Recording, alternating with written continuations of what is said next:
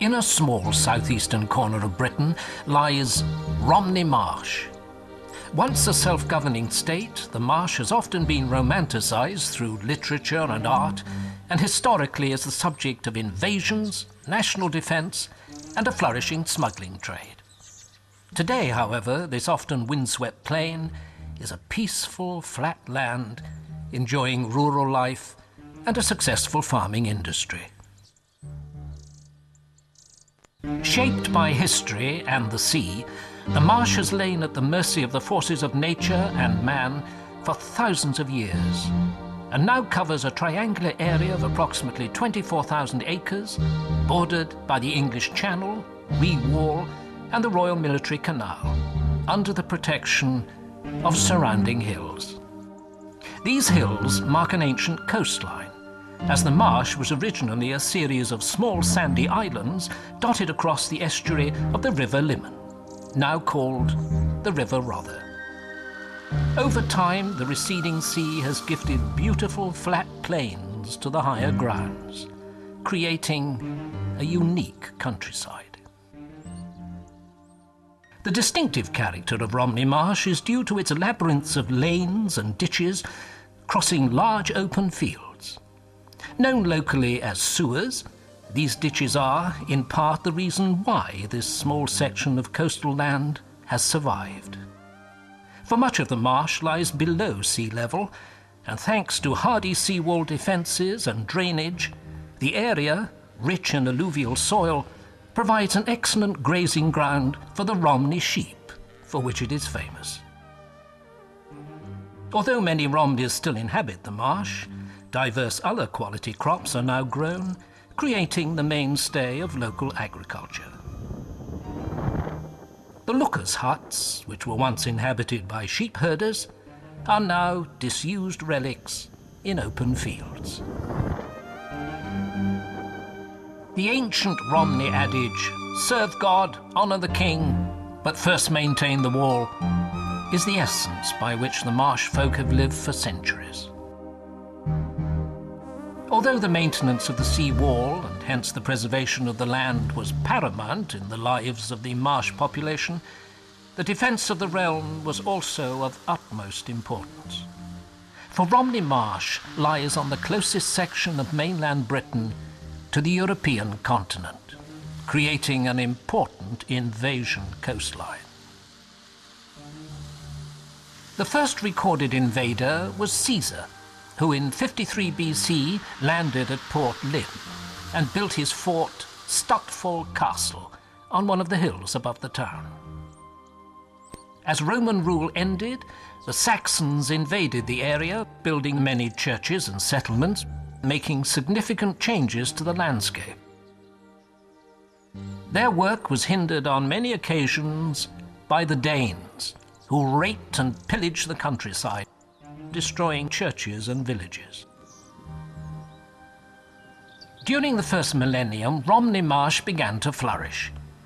An increase in wool and salt demands meant that coastal towns such as New Romney, which now lies inland, became bustling ports and epicentres for import and export. The local population began to strengthen the sea defences and mudding out the creeks to make drainage channels. After the Norman invasion in the 11th century, more of the marsh was drained and inned, thanks to the efforts of the church and various existing manors. Many of the churches were rebuilt, and because the land was fertile and the villages heavily populated, the building work was financed by big tax revenues imposed by the church, which is the reason why large Norman churches, such as St. George's in Ivychurch, dot the marsh's flat landscape amidst small villages. However, the collecting of money and materials for sea defence and marsh drainage was not always easy. And so in 1252, King Henry III granted a royal charter giving 24 elected Jurats of the marsh, known as the Corporation of Romney Marsh, full powers to collect the water rates, or scots as they were known, in order to help pay for the ongoing marsh drainage and seawall maintenance. The term scot-free probably comes from this time and was applied to those living on the uplands who were exempt from this tax. King Edward IV granted a further charter in 1462, not only to the Jurats, but also to the 23 owners of Marsh Manors, known as the Lords of the Level. These lords elected a bailiff, who together with the Jurats were responsible for law and order and local government, in addition to the sea defences. This charter also exempted the marsh dwellers from paying taxes to the Crown and government. The lords and bailiff were given the powers to erect a courthouse, gallows, and prison at their headquarters in Dymchurch. The original courthouse was destroyed by fire in the 16th century, but New Hall was built in its place soon afterwards and still stands together with part of the jail, the jailer's cottage, the expenditors, and clerks' houses. The sea wall has always been the main concern of marshmen, and bylaws from around this time obligated landowners to plant and provide the blackthorn bushes, which are so much a feature of the marsh scene today. This thorn was cut, bundled, driven into the sea wall, and sealed with mud and turf.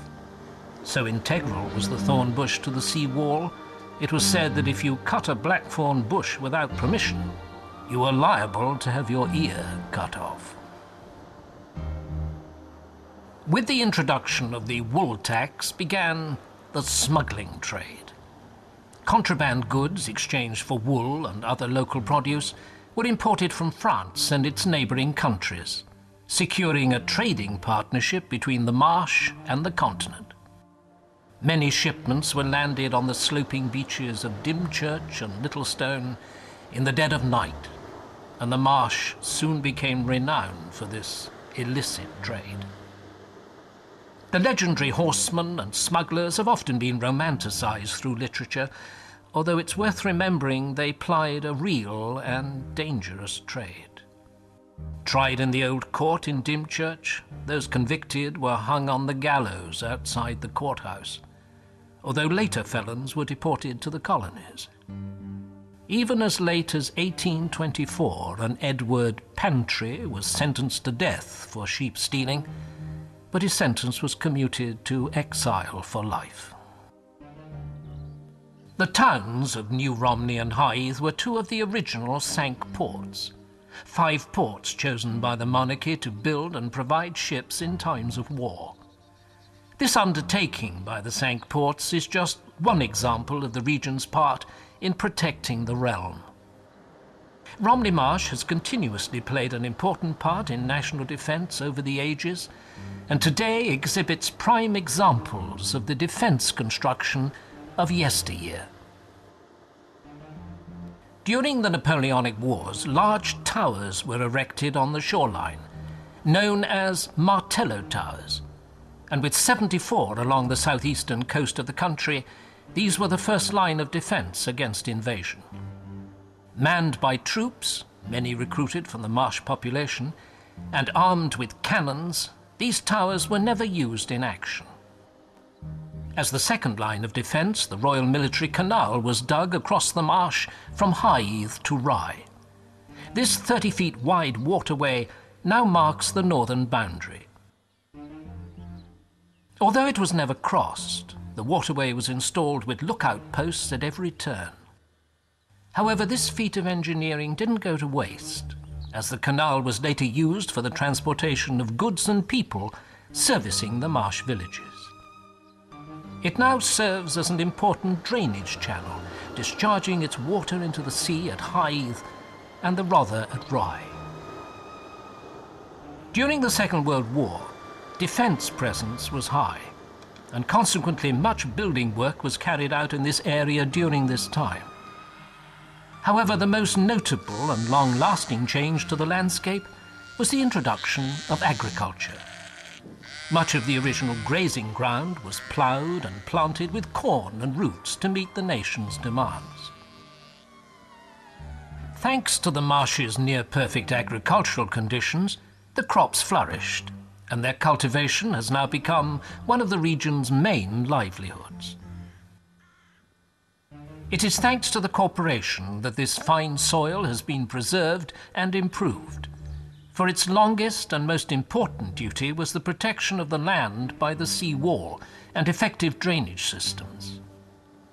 Today, high waters on the marsh are controlled by electric pumps, which prevent the ditches from overflowing.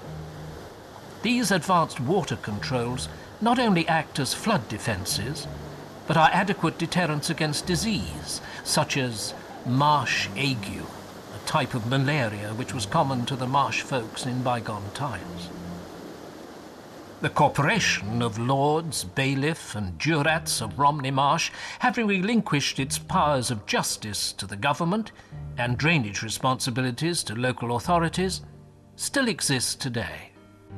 The election of the bailiff and 24 jurats and the grand Lathe meeting held annually at Whitsun continue traditions in place since the corporation's foundation in 1252.